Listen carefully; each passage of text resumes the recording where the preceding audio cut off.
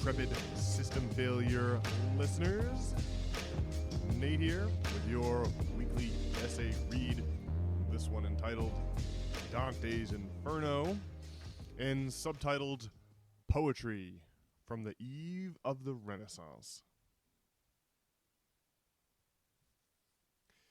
The eternal notion of the alchemical journey, in which the journey itself is the destination, takes its most definitive form in Dante's The Divine Comedy.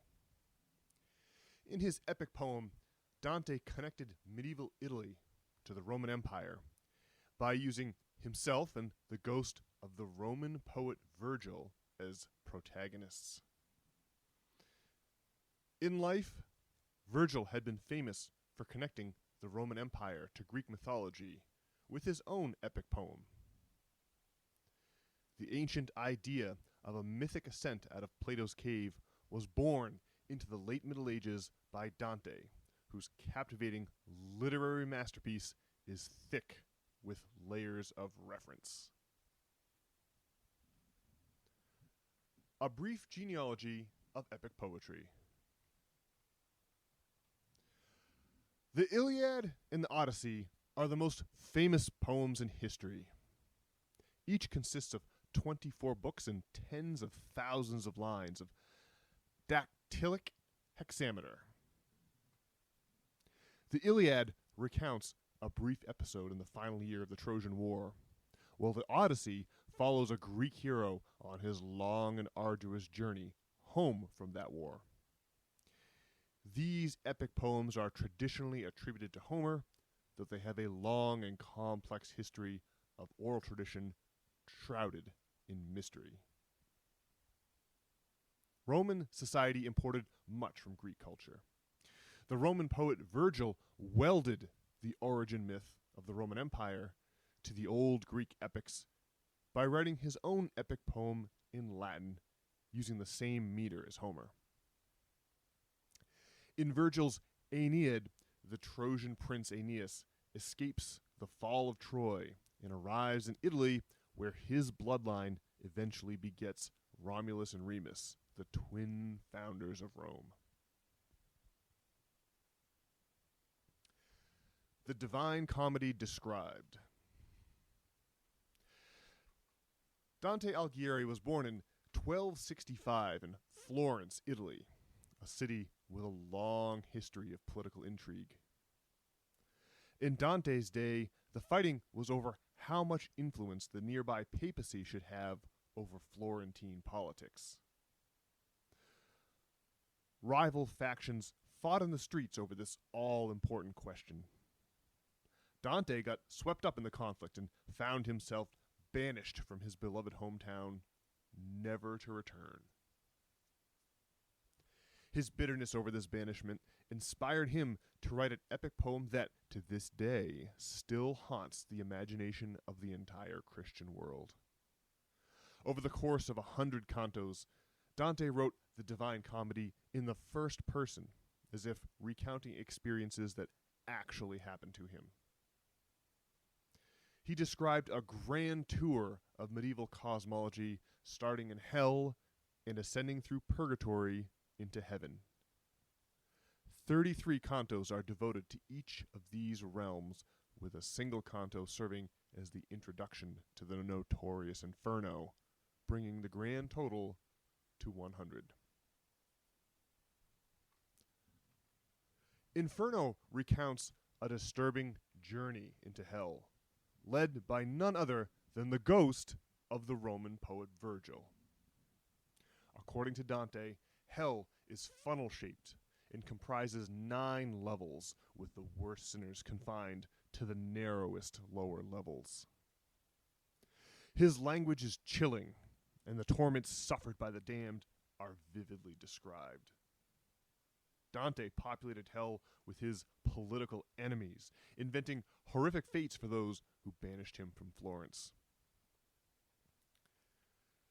Filippo Argenti, the man believed to have taken over Dante's home after his banishment, receives such treatment on the 5th level of the Inferno. There, the wrathful are condemned to bite and scratch at each other for all eternity in the filthy water of the river Styx. Quote, "They were all shouting at Filippo Argenti," writes Dante, "and that exasperate spirit Florentine turned round upon himself with his own teeth." Unquote. In the 1480s, Sandro Botticelli, likely commissioned by Lorenzo de' Medici, began painting an illustrated manuscript of the Divine Comedy. Though he never completed the project, Botticelli's Map of Hell, which serves as the title card for this essay, remains an iconic visual depiction of the funnel-shaped inferno Dante described. The medieval numerology of Dante.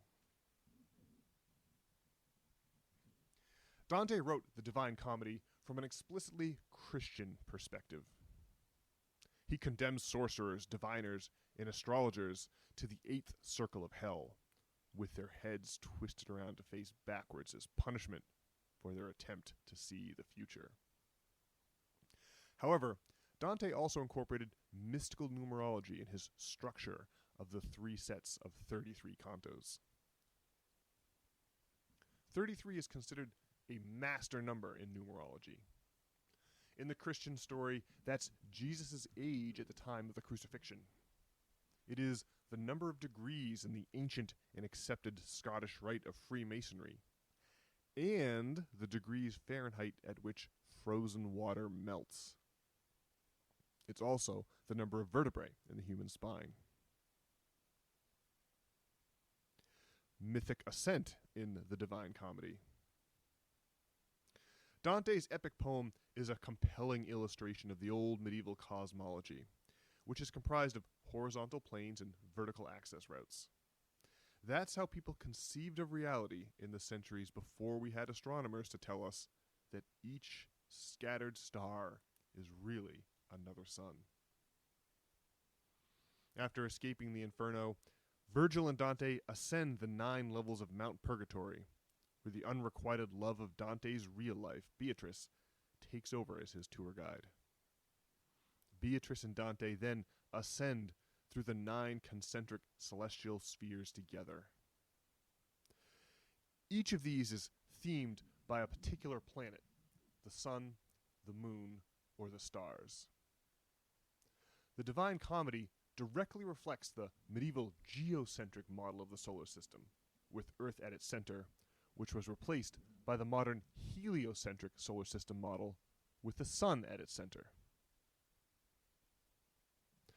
Dante's geography implied that only by going through the Inferno could he hope to climb Mount Purgatory and eventually ascend into the celestial spheres of paradise.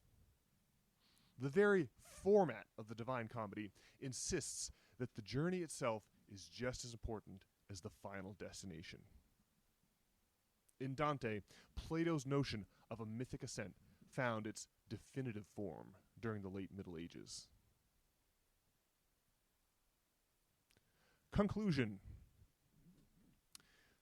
Virgil bound Greek and Roman mythology together through poetry. Dante created a similar literary bridge between the Roman Empire and medieval Italy by summoning the ghost of Virgil for the Divine Comedy. This reference to the distant past anticipated the Italian Renaissance, which revived classical Greco-Roman art and literature to stunning effect. Dante didn't live to see the Renaissance, but his hometown of Florence became its epicenter about a century after he died in 1321. His epitaph reads, "Here I am shut in, Dante, exiled from my native shores, whom Florence bore, a mother of little love." Well, alrighty, folks, that's it for this week's audio essay, and I hope you enjoyed it. If you did, you can always point your browser to systemfailure.org and enter your email address there to receive the written versions of these essays each week in your email inbox. That way you won't have to worry about ever missing one. Additionally, over at systemfailure.org, you can get in touch with either Brian or myself simply by clicking on the About page. Okay, folks. Well, that's it for this week's Quickie.